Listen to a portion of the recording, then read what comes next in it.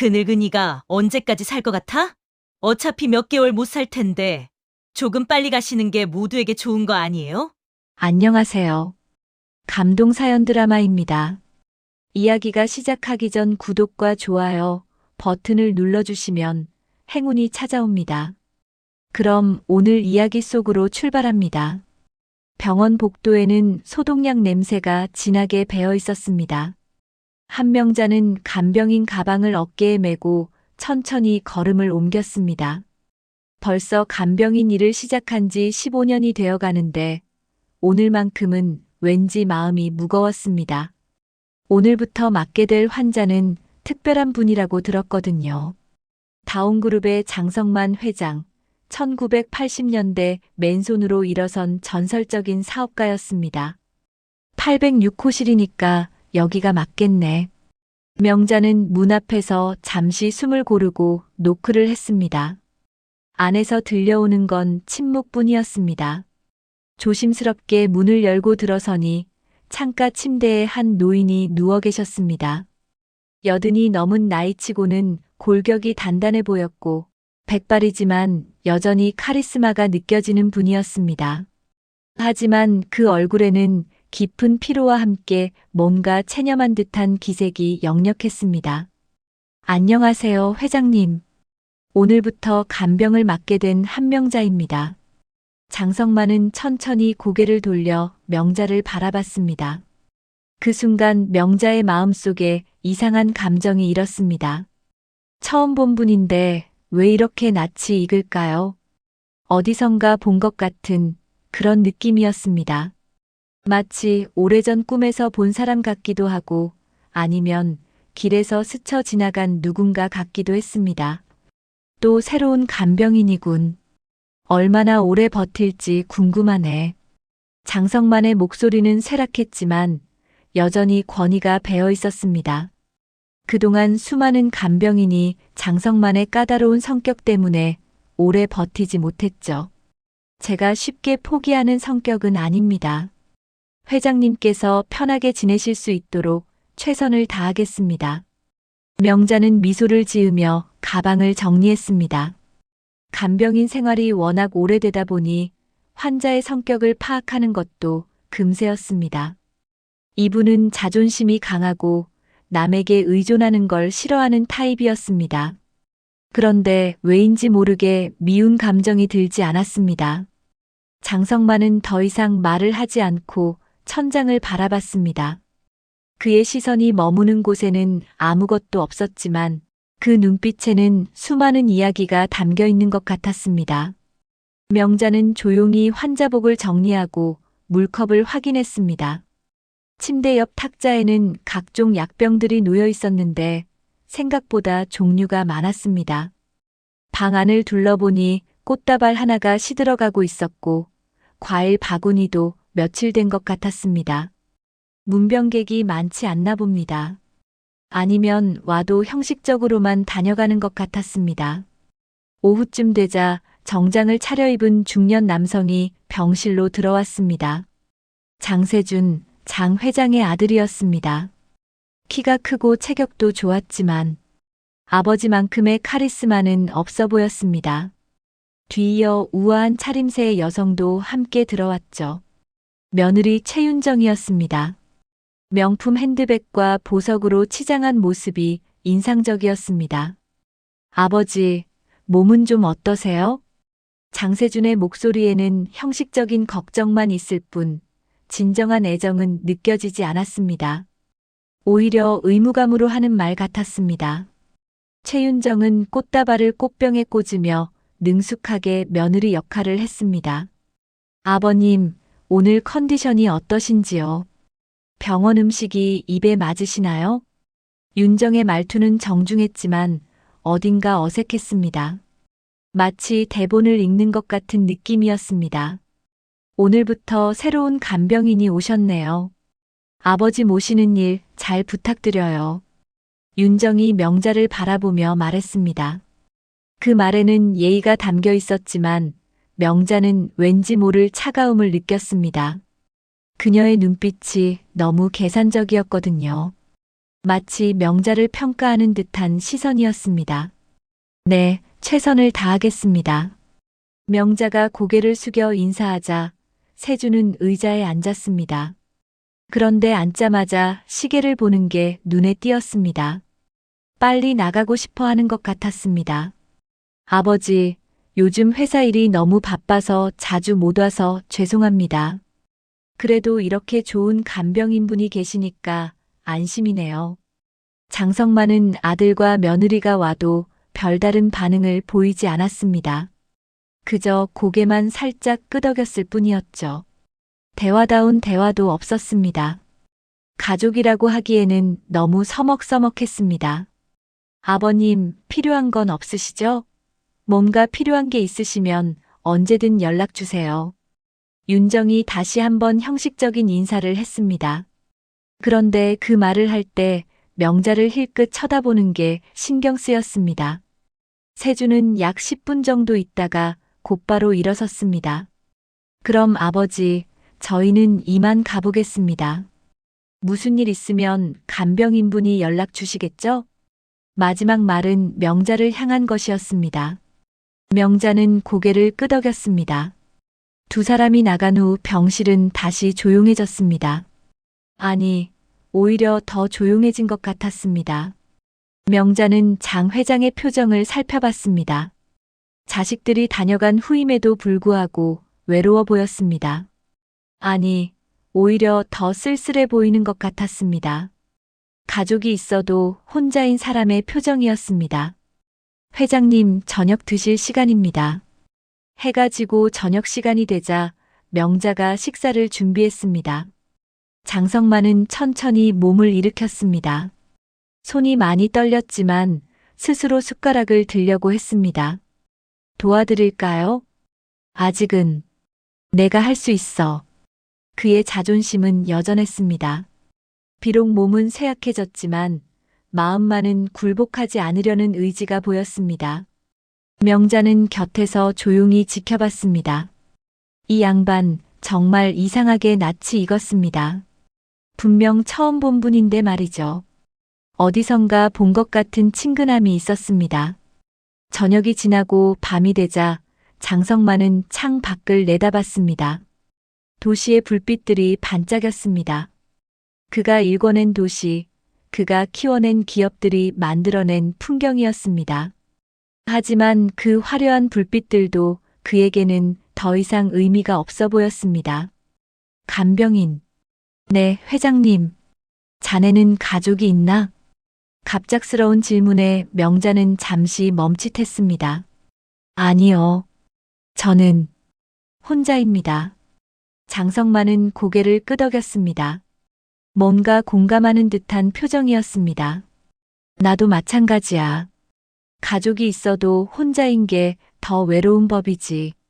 그 말에는 깊은 씁쓸함이 담겨 있었습니다. 명자는 무어라 대답해야 할지 몰랐습니다. 그날 밤 명자는 장성만이 잠든 후에도 오랫동안 그의 얼굴을 바라봤습니다. 왜 이렇게 익숙할까요? 마치 오래전부터 알고 있던 사람 같았습니다. 하지만 그것도 잠깐, 곧 깊은 잠에 빠져들었습니다. 첫날이 이렇게 지나갔습니다. 앞으로 어떤 일들이 기다리고 있을지 명자는 아직 알지 못했습니다. 명자가 장성만 회장을 돌본 지 사흘째 되는 날이었습니다. 아침 일찍 병실로 들어서자마자 뭔가 이상한 기운을 감지했습니다. 회장님의 안색이 어제보다 훨씬 나빠 보였거든요.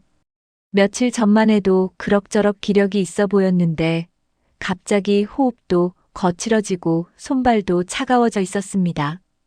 회장님 괜찮으세요? 명자가 손등을 회장의 이마에 대어 보니 체온도 떨어져 있었습니다. 이상했습니다. 말기 환자라고는 하지만 이렇게 급작스럽게 악화되는 건 자연스럽지 않았습니다. 15년 간병 경력으로 봐도 뭔가 석연치 않았습니다. 이건 단순한 노쇠가 아닌데.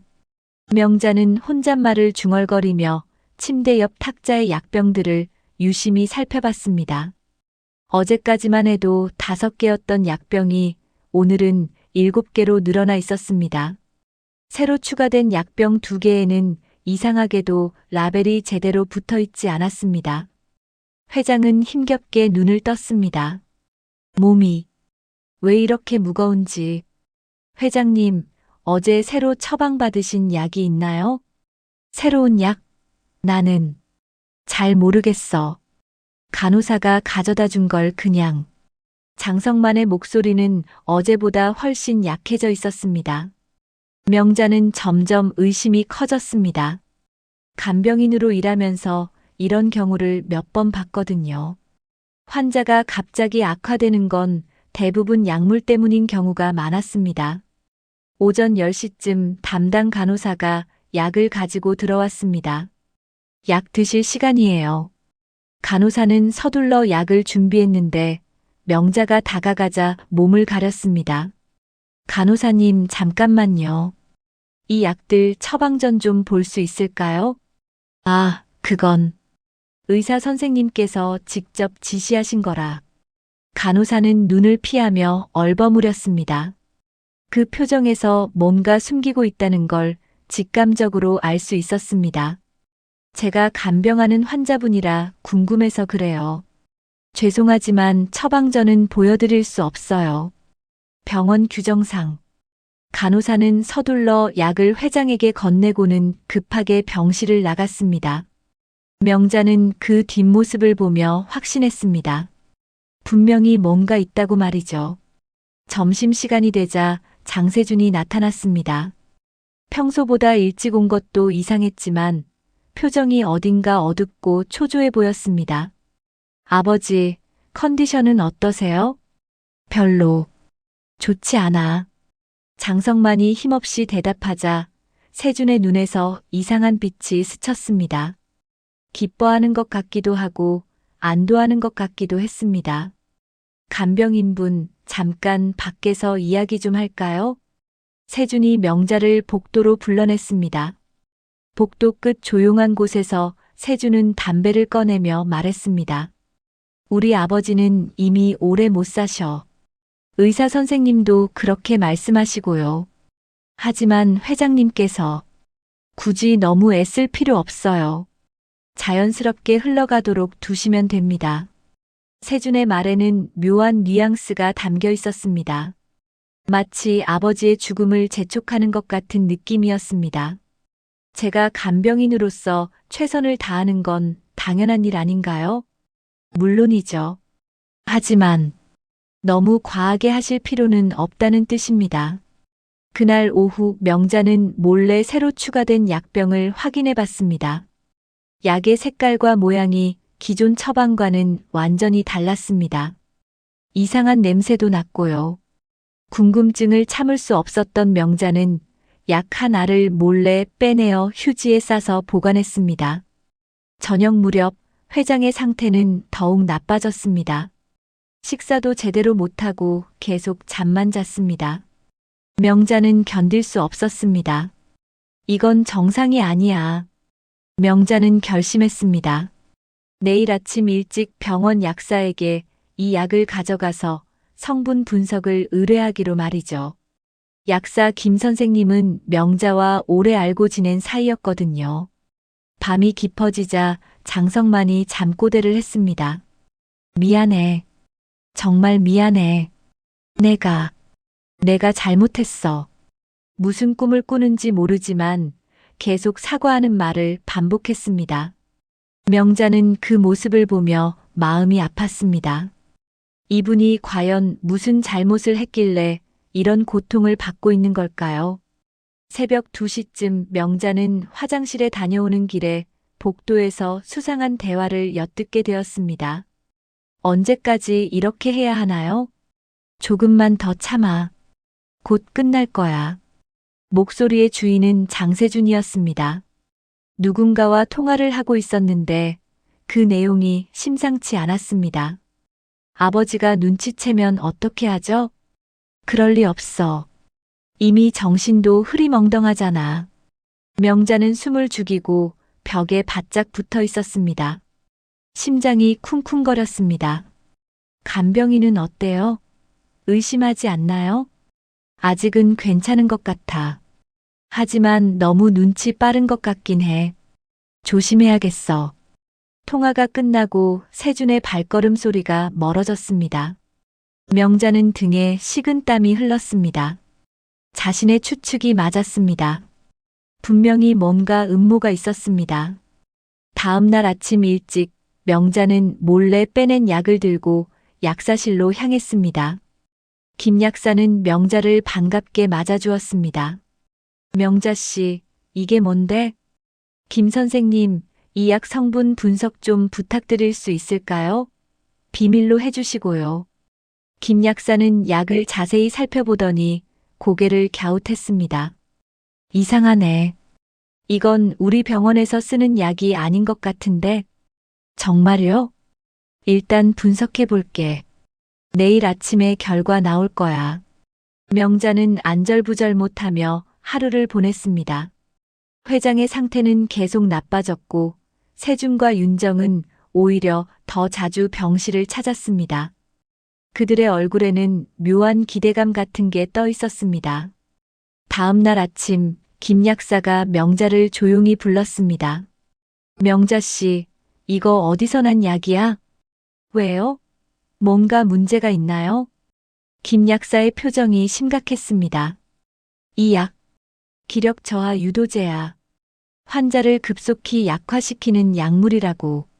명자는 머리가 띵했습니다. 자신의 의심이 현실이 된 순간이었습니다. 이런 약을 누가?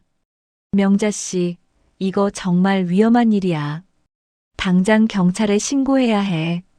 하지만 명자는 고개를 저었습니다. 증거가 부족했거든요. 게다가 상대는 재벌가 아들이었습니다. 일단 시간을 좀 더 벌어야겠어요. 확실한 증거를 잡을 때까지. 명자는 결심했습니다. 회장님을 살리기 위해서라도 이 음모를 막아야 한다고 말이죠. 그날 오후 며느리 최윤정이 다가와서 말했습니다. 그 표정에는 차가운 미소가 걸려 있었습니다.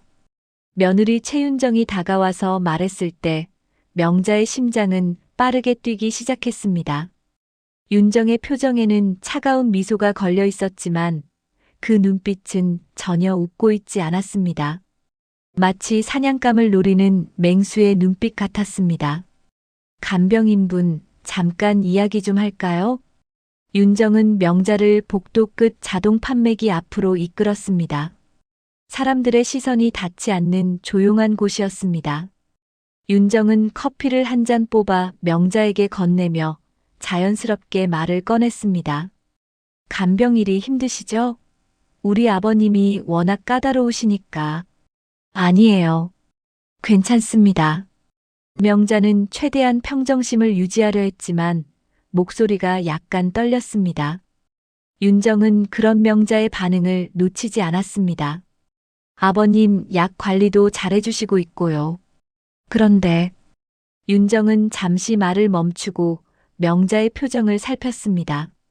혹시 약에 대해서 이상하게 생각하시는 건 아니겠죠? 그 순간 명자는 온몸에 소름이 돋았습니다. 자신의 의심을 들킨 것 같았습니다. 하지만 모른 척 해야 했습니다. 무슨 말씀이신지. 아, 그냥요. 간혹 간병인분들이 처방에 대해 이런저런 질문을 하시더라고요. 윤정의 목소리는 여전히 부드러웠지만 그 속에 경고의 뉘앙스가 담겨 있었습니다. 그날 저녁 장성만의 상태는 더욱 악화되었습니다. 식사를 전혀 하지 못했고 말도 제대로 하지 못했습니다. 명자는 마음이 조급해졌습니다. 이대로라면 정말 회장님이 위험할 것 같았습니다. 밤 9시쯤 명자는 몰래 간병인 휴게실로 가서 김 약사에게 전화를 걸었습니다. 김 선생님, 저예요.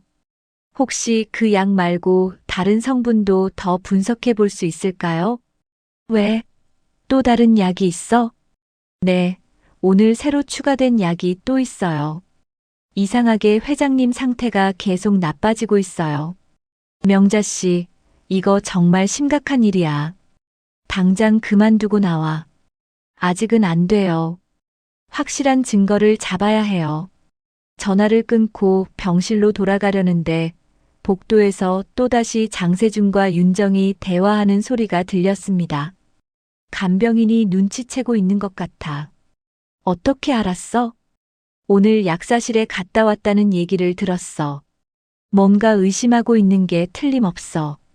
명자는 가슴이 철렁 내려앉았습니다. 자신의 행동이 들킨 것 같았습니다. 그럼 어떻게 할 거야? 직접적으로 해결해야겠어. 내가 말해볼게. 두 사람의 발걸음 소리가 점점 가까워졌습니다. 명자는 서둘러 화장실로 피했습니다. 심장이 터질 것 같았습니다. 다음 날 아침 윤정이 일찍 병실로 찾아왔습니다. 평소보다 훨씬 일찍이었습니다. 그리고는 명자에게 조용히 말했습니다. 간병인분, 밖에서 잠깐 얘기해요. 이번에는 병원 뒤편 주차장으로 갔습니다. 사람이 전혀 없는 곳이었습니다.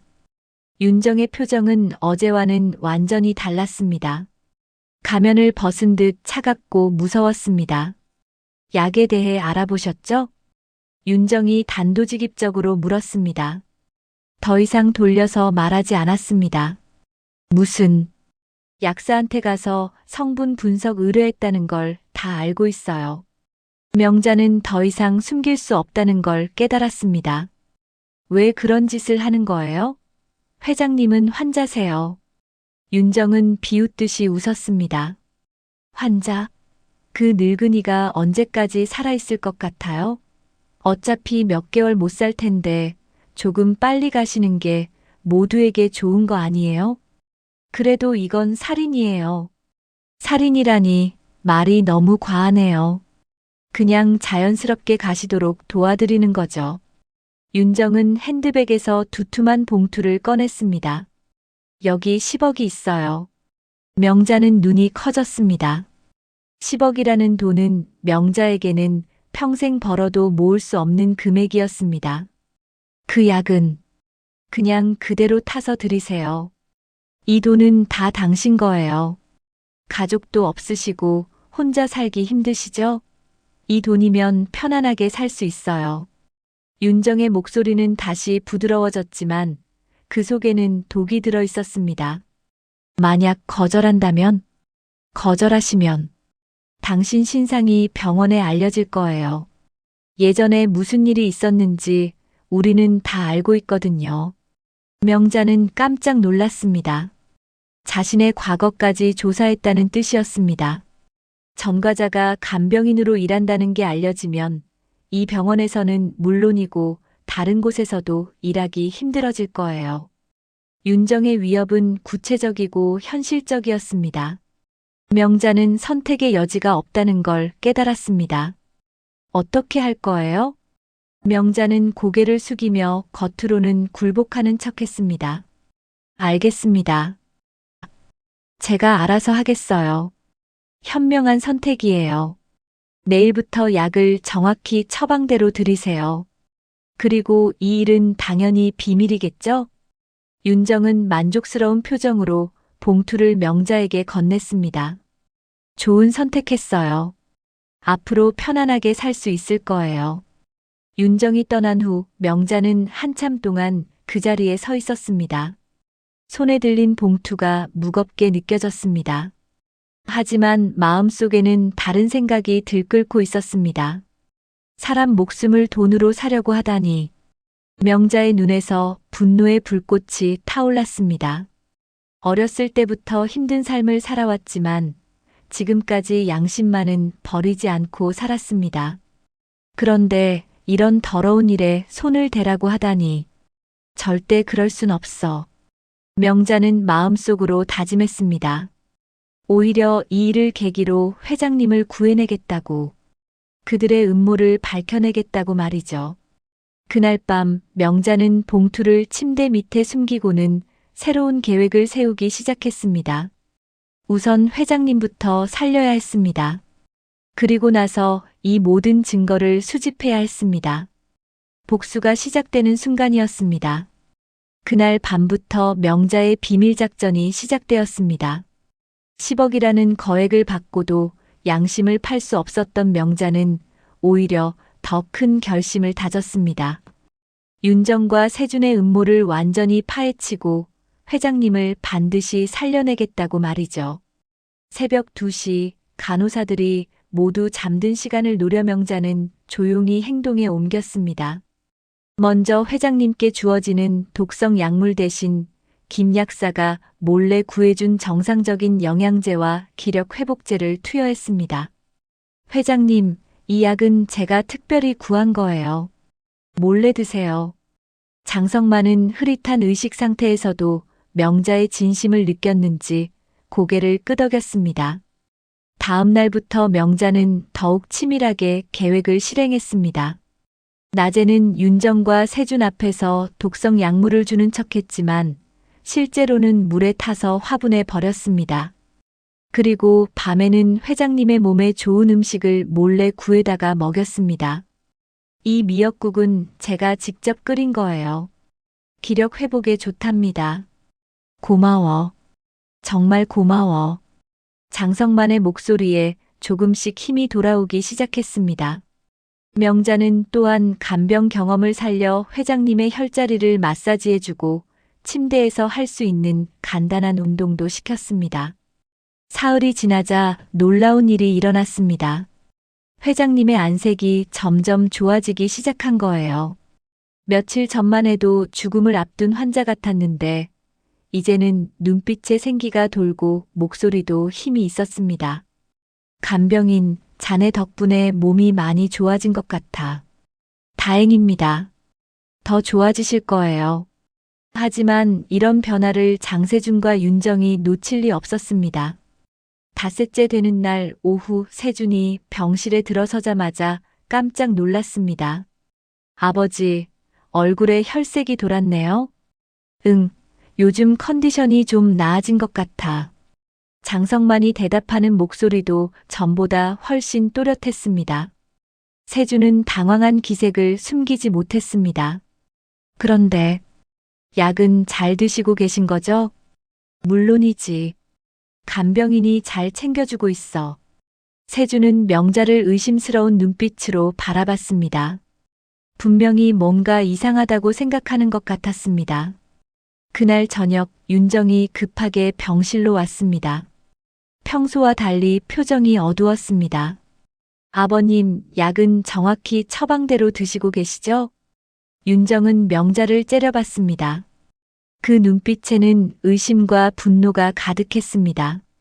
간병인분, 잠깐 얘기 좀 해요. 이번에는 복도가 아니라 병원 옥상으로 갔습니다. 사람이 전혀 없는 곳이었습니다. 윤정의 얼굴은 분노로 일그러져 있었습니다.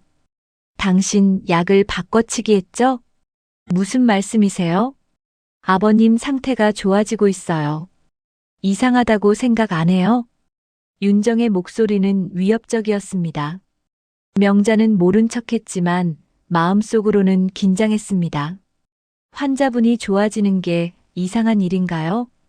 지금 나한테 거짓말 하는 거예요? 윤정은 핸드폰을 꺼내며 협박했습니다. 당신 과거 얘기 병원 원장한테 말해버릴까요? 하지만 명자는 이미 각오를 다진 상태였습니다.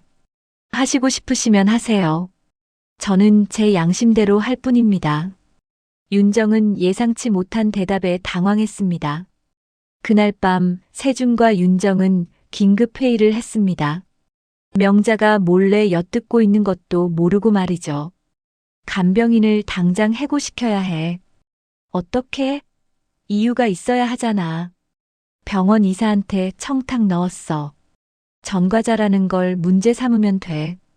그럼 새로운 간병인이 와서 또 눈치채면 어떻게 해? 그건 나중에 생각하자. 일단 저 여자부터 제거해야 해. 명자는 가슴이 두근거렸습니다. 곧 자신이 해고될 것 같았습니다. 하지만 포기할 수는 없었습니다. 다음 날 명자는 더욱 적극적으로 회장님을 돌봤습니다.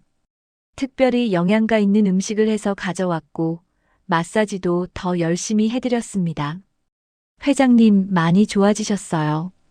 그래, 자네 덕분이야. 장성만은 명자의 손을 잡으며 말했습니다. 자네가 아니었다면 난 정말. 그때 장성만의 눈에 이상한 빛이 스쳤습니다. 명자의 손을 만지는 순간 뭔가를 떠올린 것 같았습니다.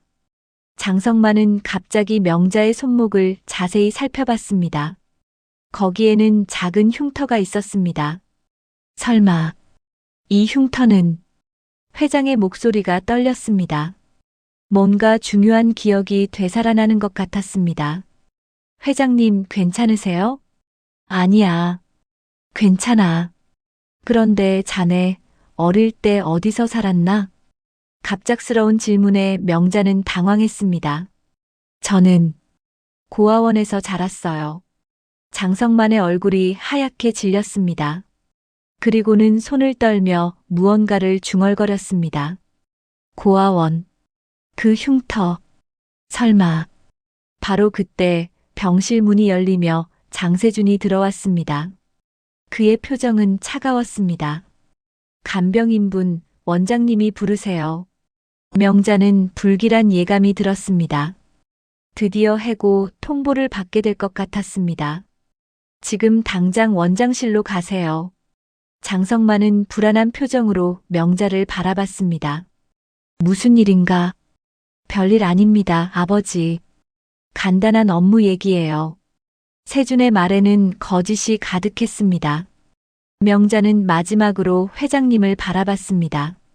그 눈빛에서 뭔가 간절한 메시지를 읽을 수 있었습니다. 회장님, 조금만 기다려주세요.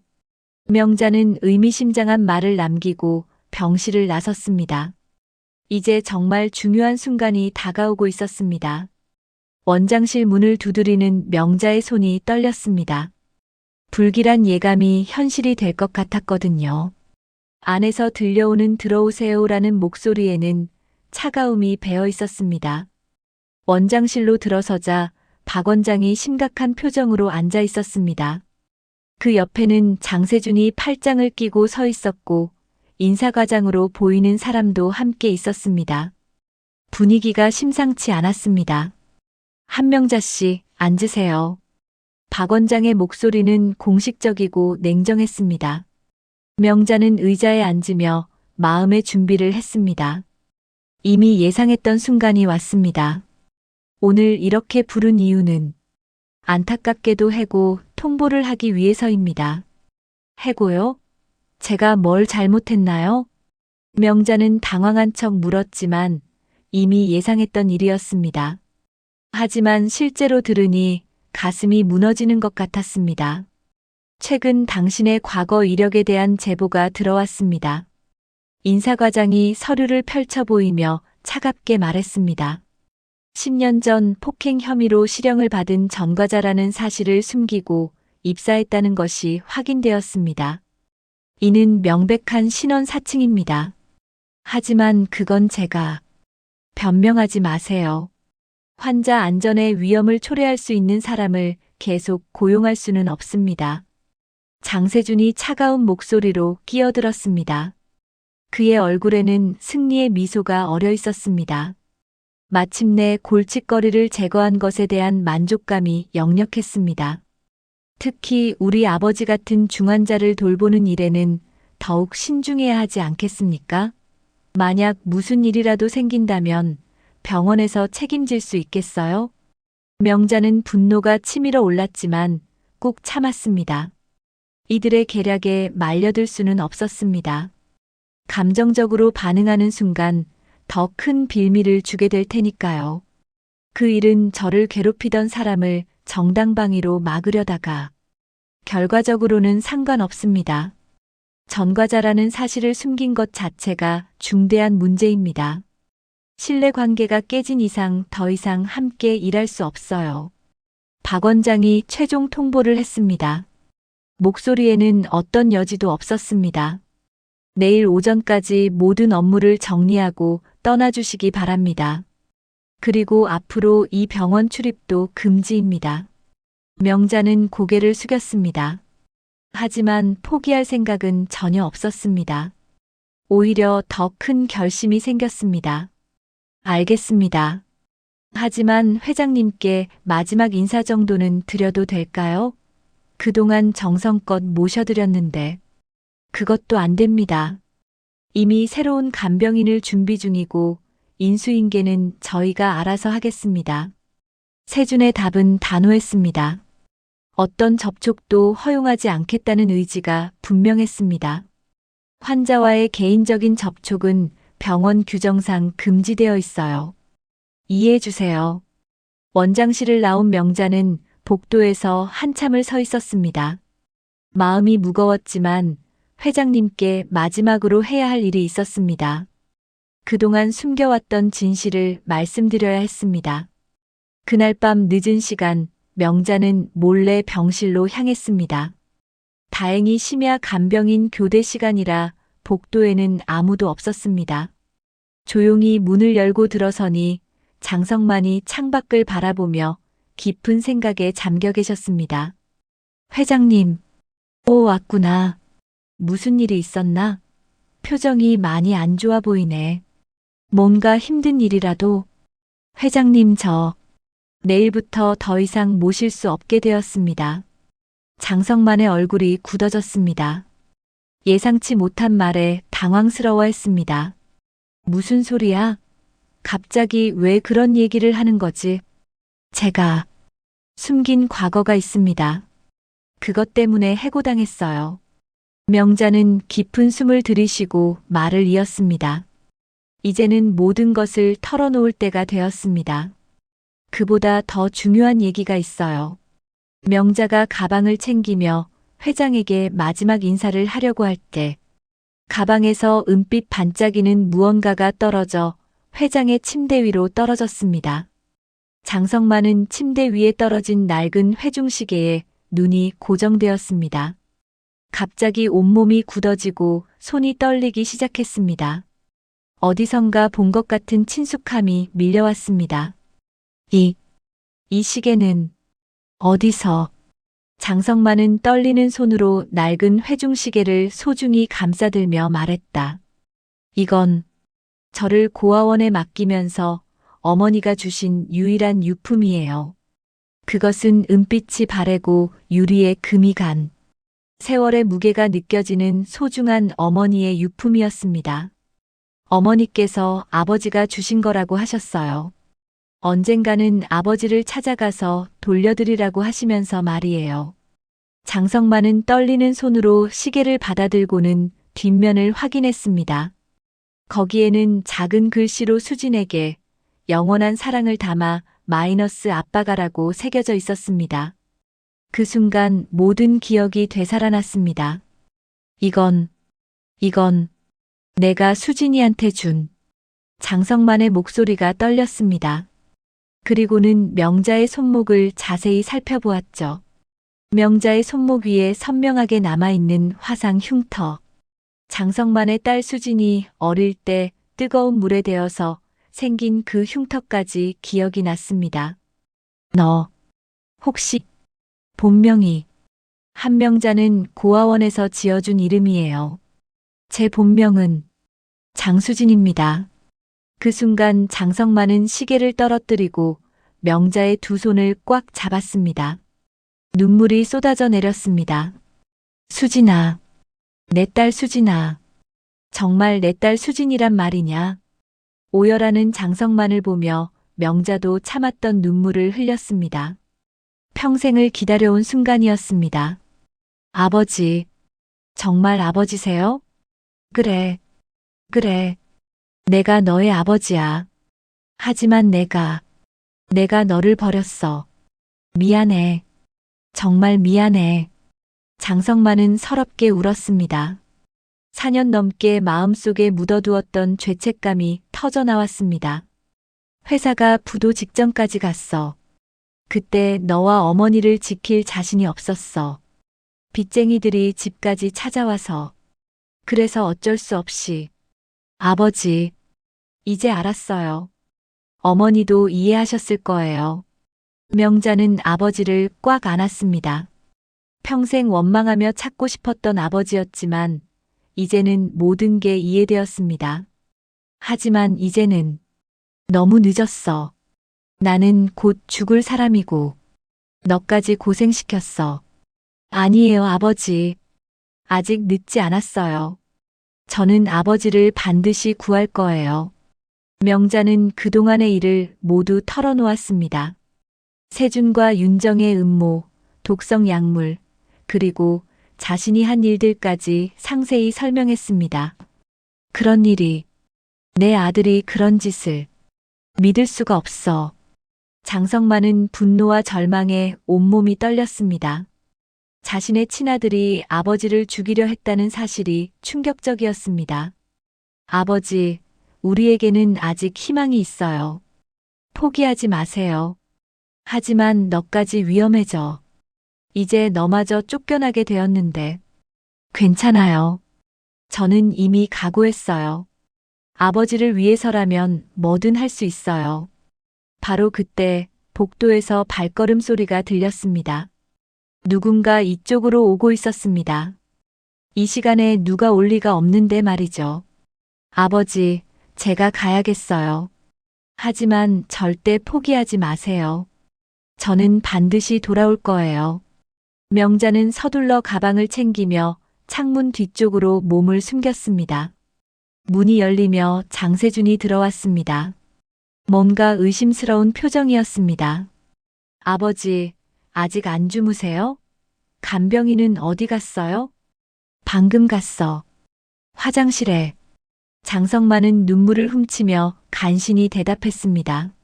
내일부터는 새로운 간병인이 올 거예요. 더 젊고 경험 많은 사람으로 준비했어요. 세준의 말에는 만족감이 배어 있었습니다. 세준이 나간 후 명자는 조용히 병실을 빠져나왔습니다. 이제 정말로 병원을 떠나야 했습니다. 하지만 명자는 절망하지 않았습니다. 아버지를 찾았고 진실을 알았으니까요. 이제 진짜 반격할 시간이었습니다. 병원을 나온 명자는 가방을 들고 천천히 걸었습니다. 마음은 복잡했지만 절망하지는 않았습니다. 아버지를 찾았고 이제 진실을 알았으니까요. 하지만 어떻게 세준과 윤정의 음모를 막을지 막막했습니다. 집으로 돌아가는 길에 명자의 핸드폰이 울렸습니다. 모르는 번호였습니다. 여보세요? 한명자 씨이신가요? 저는 박정철 변호사입니다. 낯선 목소리였지만 어딘가 진중하고 믿음직한 느낌이었습니다. 박정철 변호사님이요? 장성만 회장님의 전속 변호사입니다. 지금 당장 만날 수 있을까요? 중요한 얘기가 있습니다. 명자는 잠시 망설였습니다. 혹시 세준이 보낸 사람은 아닐까 싶었거든요. 어떤 얘기인지요? 전화로는 말하기 어려운 내용입니다. 회장님과 관련된 매우 중요한 문제예요. 시간이 많지 않습니다. 정철의 목소리에는 절박함이 담겨 있었습니다. 어디서 만날까요? 병원 근처 카페 온 더 테이블로 오세요. 30분 후에 만나죠. 전화를 끊고 명자는 불안한 마음으로 약속 장소로 향했습니다. 혹시나 해서 둘러보니 누군가 따라오는 기척은 없었습니다. 카페에 도착하니 정장을 입은 50대 중반의 남성이 구석 자리에 앉아 있었습니다. 인상이 선량해 보였고 눈빛이 진실했습니다. 한명자 씨가 맞으시죠? 앉으세요. 정철은 명자를 반갑게 맞았습니다. 저를 어떻게 아셨나요? 회장님께서 자주 말씀하셨어요. 정성스럽고 마음씨 좋은 간병인이 있다고요. 그런데 오늘 갑자기 해고당했다는 소식을 들었습니다. 회장님께서 그런 말씀을. 사실 저는 오래전부터 장세준 씨와 최윤정 씨의 움직임을 지켜보고 있었어요. 정철의 말에 명자는 깜짝 놀랐습니다.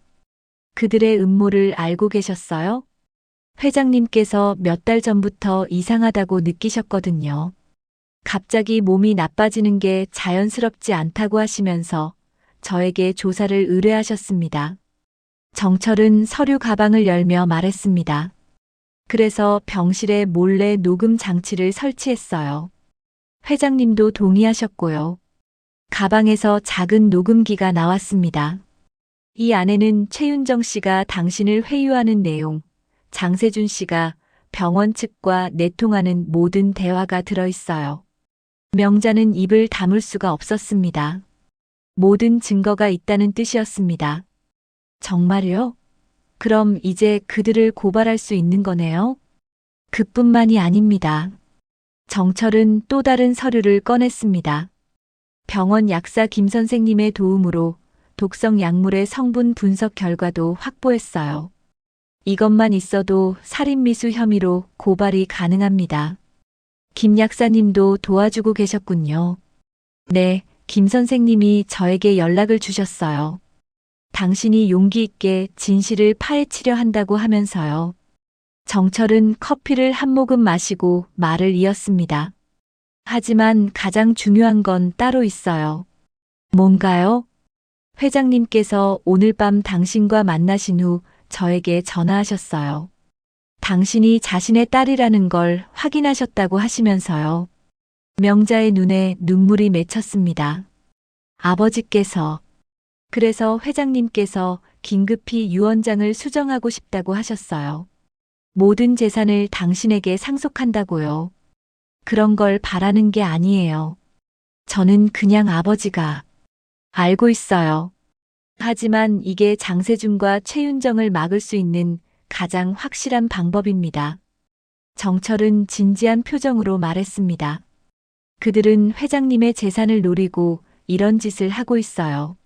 상속권을 박탈당한다는 걸 알면 포기할 수밖에 없을 겁니다. 하지만 제가 해고당했는데 어떻게 아버지를 보호하죠? 그건 제가 해결하겠어요. 새로운 간병인은 제가 신중하게 선별한 사람을 보낼 예정입니다. 우리 편인 사람으로요. 정철의 계획은 치밀했습니다. 내일 아침 일찍 회장님께 찾아가서 새로운 유언장의 서명을 받을 겁니다. 그리고 동시에 장세준과 최윤정을 경찰에 신고할 거예요. 정말 가능할까요? 증거는 충분해요. 녹음 파일, 약물 분석 결과, 병원 측과의 유착 정황까지 모든 게 갖춰져 있어요. 명자는 희망이 생겼습니다. 드디어 아버지를 구할 방법이 보였거든요. 하지만 조심해야 해요. 그들도 바보는 아닐 테니까 눈치채면 더 극단적인 방법을 쓸 수도 있어요. 정철의 경고에 명자는 긴장했습니다. 그럼 어떻게 하죠? 일단 당신은 집에서 기다리세요. 내일 오전에 모든 게 정리될 테니까요. 제가 뭘 도울 수 있는 일은 없을까요? 지금으로서는 안전하게 있는 게 최선이에요. 혹시 그들이 당신을 찾을 수도 있으니까요. 정철은 명함을 건네며 말했습니다. 혹시 응급 상황이 생기면 언제든 연락하세요. 24시간 대기하고 있을 테니까요. 카페를 나오는 명자의 마음은 한결 가벼워졌습니다. 혼자가 아니라는 게 얼마나 든든한지 새삼 느꼈습니다. 그날 밤 명자는 잠을 이룰 수 없었습니다. 내일이면 모든 게 결정될 테니까요. 아버지를 구할 수 있을지, 세준과 윤정의 음모를 막을 수 있을지 초조했습니다. 새벽 5시쯤 핸드폰이 울렸습니다. 정철 변호사였습니다. 명자 씨, 큰일입니다. 회장님께서 갑자기 응급실에 실려가셨어요. 뭐라고요? 명자는 벌떡 일어났습니다. 새로운 간병인이 밤사이 이상한 약을 투여한 것 같아요. 지금 중태입니다. 그럼 어떻게 하죠? 일단 병원으로 오세요. 더 늦으면 정말 위험할 것 같아요. 전화를 끊고 명자는 서둘러 옷을 갈아입었습니다.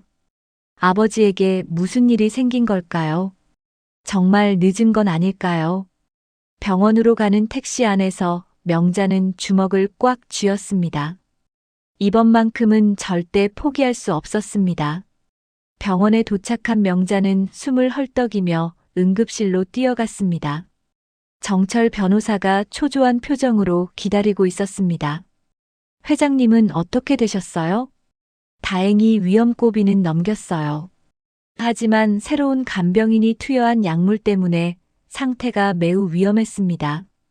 정철은 분노에 찬 목소리로 말했습니다. 그 간병인은 어디 있어요? 갑자기 사라졌어요. 아마 장세준이 미리 도망치라고 한 것 같아요. 두 사람이 대화하고 있을 때 복도 저편에서 장세준과 윤정이 나타났습니다. 그들의 표정은 어두웠습니다. 계획이 틀어진 것에 대한 당황스러움이 역력했습니다. 아버지는 어떻게 되셨나요? 세준이 의사에게 물었습니다. 목소리에는 가짜 걱정이 가득했습니다. 다행히 응급처치로 생명에는 지장이 없습니다. 하지만 독성 반응이 심했어서 며칠 더 지켜봐야 할 것 같습니다. 의사의 말에 윤정이 안도의 한숨을 쉬는 게 보였습니다. 하지만 그것도 잠깐, 세준이 명자를 발견하고는 얼굴이 굳어졌습니다. 당신은 왜 여기 있어요? 출입금지 통보 받았을 텐데. 회장님이 위급하다고 해서. 누가 연락했어요? 세준의 목소리는 위협적이었습니다. 명자는 정철을 바라봤지만 정철은 아직 정체를 드러낼 때가 아니라는 듯 조용히 있었습니다. 그런 건 중요하지 않습니다. 아버지께서 괜찮으시면 됐죠. 명자가 차분히 대답하자 윤정이 다가와서 속삭였습니다. 당신 때문에 아버님이 더 고생하고 계세요. 그만 포기하지 그래요? 포기할 건 없어요. 저는 제 아버지를 지킬 뿐입니다. 명자의 말에 세준과 윤정은 깜짝 놀랐습니다. 아버지라고요? 무슨 소리예요? 말 그대로입니다. 바로 세준이 다가가자 장성만은 차갑게 바라봤습니다. 괜찮다고? 내가 언제까지 당하고만 있을 것 같나? 장성만의 목소리에는 분노가 가득했습니다. 아버지, 무슨 말씀이세요? 모든 걸 다 알고 있어. 장성만이 천천히 산소 마스크를 벗으며 말했습니다. 독성 약물, 간병인 매수, 병원 측과의 유착까지 다 말이야. 세준과 윤정의 얼굴이 하얗게 질렸습니다. 아버지, 그게 무슨...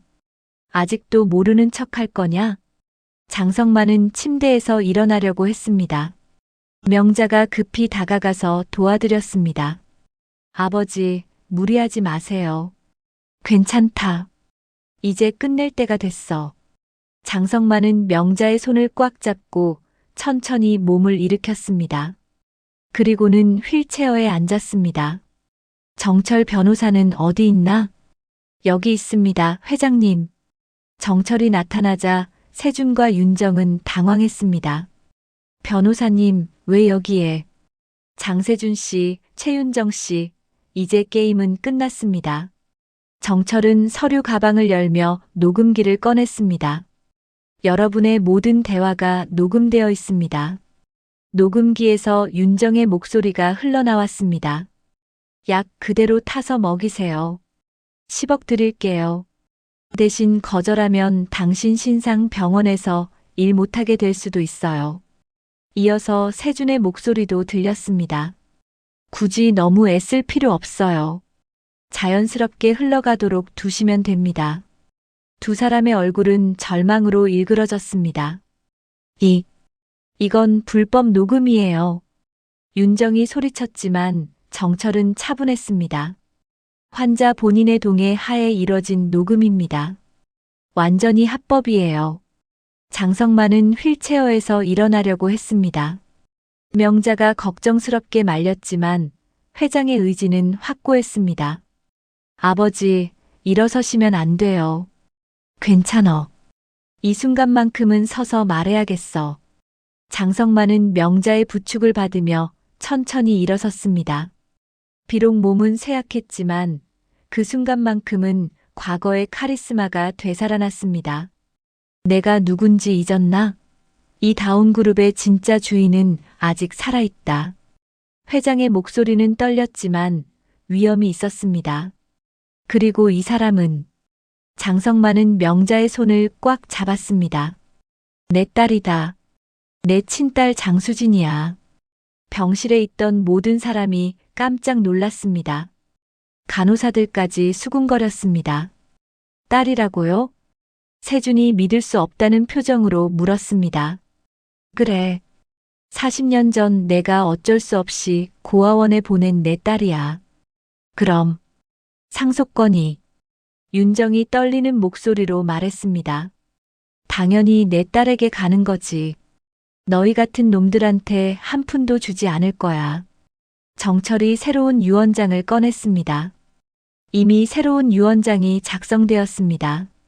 전 재산은 장수진 씨에게 상속되고 장세준 씨와 최윤정 씨는 완전히 배제됩니다.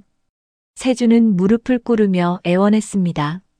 아버지, 잘못했습니다. 용서해 주세요. 용서? 내가 나를 죽이려 했는데. 윤정도 바닥에 주저앉으며 울었습니다.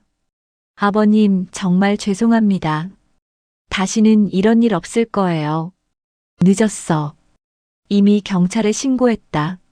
정철의 말에 두 사람의 얼굴이 절망으로 변했습니다. 자식 노릇을 돈으로 하려 했으니 그 값을 치러라. 장성만의 최후 통첩이었습니다. 바로 그때 병실 문이 열리며 경찰관들이 들어왔습니다.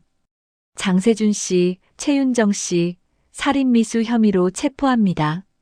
두 사람은 수갑을 찬 채로 끌려나갔습니다. 윤정은 끝까지 소리쳤습니다. 이건 음모예요. 우리를 함정에 빠뜨린 거야. 하지만 아무도 그들의 말을 듣지 않았습니다. 경찰이 떠나고 병실이 조용해지자 장성만은 다시 침대에 누웠습니다. 명자가 옆에서 아버지의 손을 잡았습니다. 아버지, 이제 괜찮을 거예요. 그래. 이제야 마음이 편하다. 장성만은 안도의 미소를 지었습니다. 마침내 모든 것이 끝났습니다. 세준과 윤정이 체포되고 며칠이 지났습니다. 병실은 예전과는 완전히 다른 분위기였습니다. 따뜻하고 평화로웠습니다. 명자는 다시 간병인으로 돌아왔지만 이제는 단순한 간병인이 아니라 아버지의 딸로서 곁을 지키고 있었습니다. 수진아, 오늘 기분이 어떠냐? 장성만은 침대에 반쯤 기대앉아 창밖을 바라보며 물었습니다. 독성 약물의 후유증은 여전했지만 표정만큼은 한결 밝아져 있었습니다. 많이 좋아지셨어요, 아버지.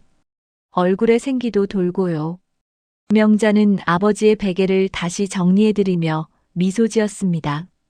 이제는 자연스럽게 아버지라고 부를 수 있게 되었습니다. 그날 오후 정철 변호사가 중요한 서류들을 들고 병실로 왔습니다. 그런데 이번에는 혼자가 아니었습니다. 뒤에서 여러 명이 함께 들어왔습니다. 회장님, 특별한 손님들이 오셨습니다. 문이 열리자 고아원 아이들이 우르르 들어왔습니다. 꽃다발과 손으로 그린 그림들을 들고 있었습니다. 할아버지, 명자 이모, 아이들의 밝은 목소리가 병실을 가득 채웠습니다. 장성만과 명자는 깜짝 놀랐습니다. 이 아이들은 명자 씨가 예전에 계셨던 꿈나무 고아원 아이들입니다. 재단 설립 소식을 듣고 꼭 인사드리고 싶다고 해서요. 고아원 원장 선생님이 설명해 주었습니다.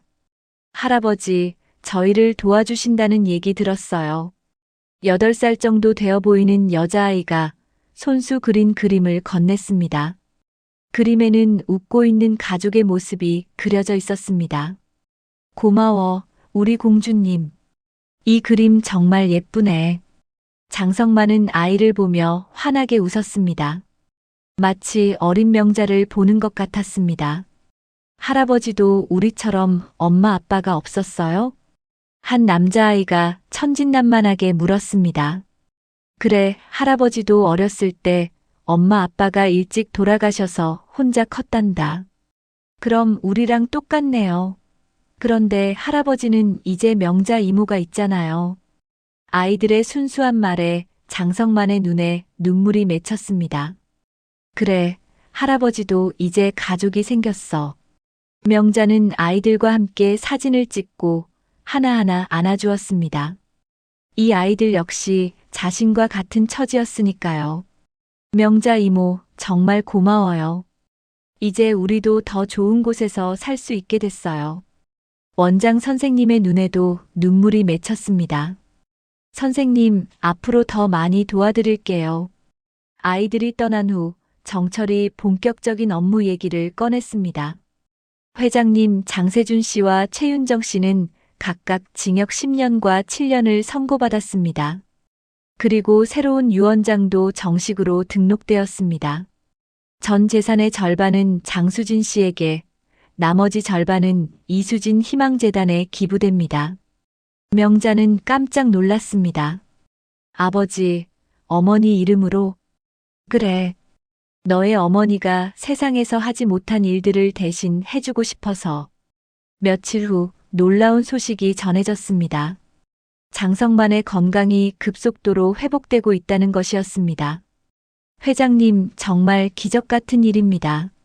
담당 의사가 엑스레이 사진을 보며 감탄했습니다.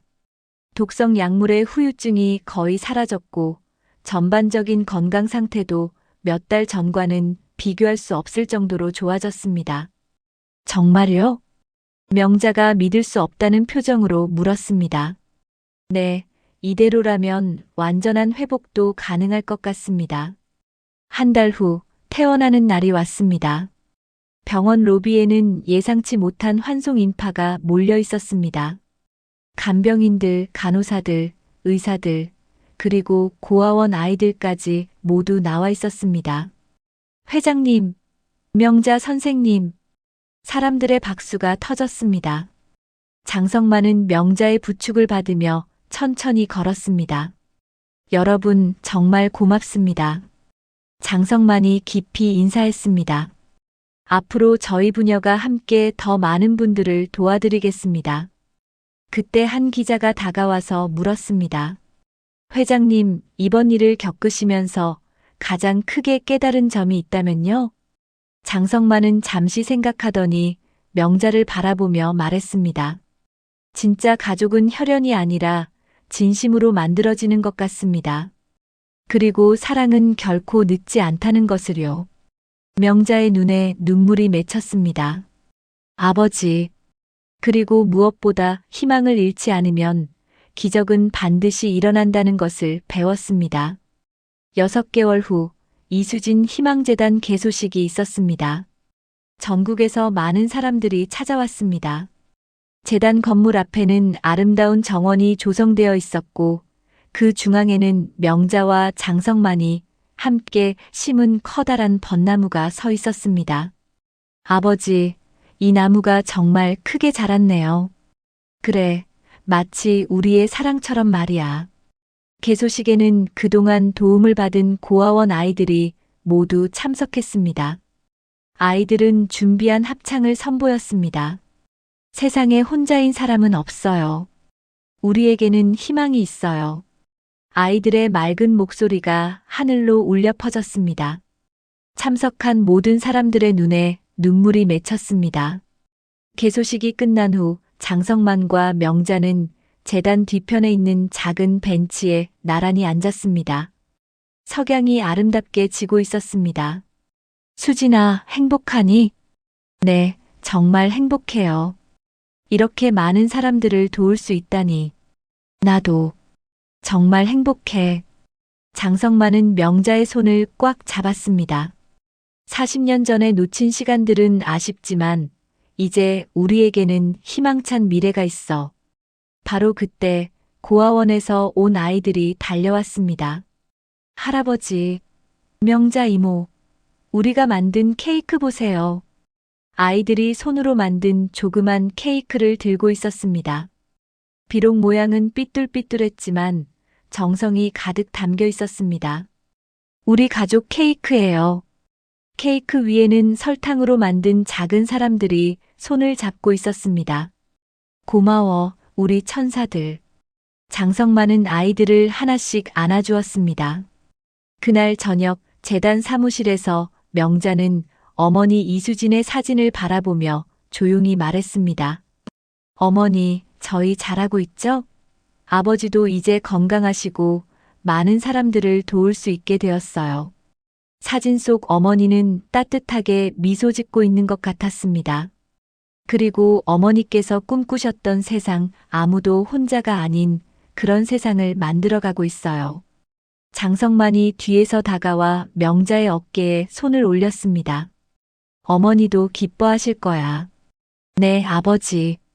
두 사람은 창밖을 바라봤습니다. 밤하늘에는 별들이 반짝이고 있었습니다. 아버지, 내일은 또 어떤 기적들이 일어날까요? 글쎄, 우리가 함께라면 어떤 기적이든 만들어낼 수 있을 거야. 그렇게 부녀는 희망찬 내일을 꿈꾸며 새로운 하루를 준비했습니다. 사랑과 희망이 만들어낸 기적의 이야기는 이제 더 많은 사람들에게 전해질 것입니다. 진정한 행복은 혼자가 아니라 함께할 때 완성되는 것임을 온 세상에 보여주면서 말입니다. 오늘 이야기 어떠셨나요? 무료인 구독과 좋아요 눌러주시면 영상 제작에 큰 힘이 됩니다. 댓글에 여러분의 생각도 나눠주세요. 함께 해주셔서 진심으로 감사드립니다.